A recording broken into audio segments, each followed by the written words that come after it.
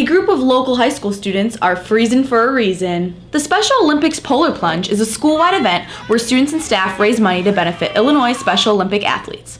Special Olympics provides opportunities for special education students to gain opportunities to compete in sports alongside others.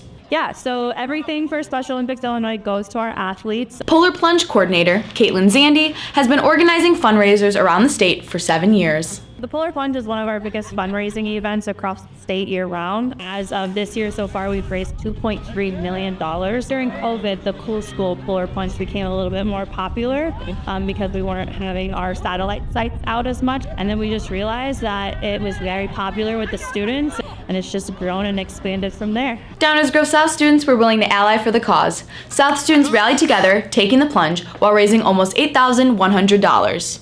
Senior Matt Lepasic sported a DGS wrestling singlet, honoring the battles individuals with autism face daily. It's actually one of my favorite singlets. We got it a few years ago. It's called the Takedown Autism Singlet, and it's just to spread the awareness about autism and then special needs. Senior Leah Tannhauser led the class of 2024, raising nearly $350. Tannhauser volunteers her time with Special Olympics track and basketball, emerging herself in the community.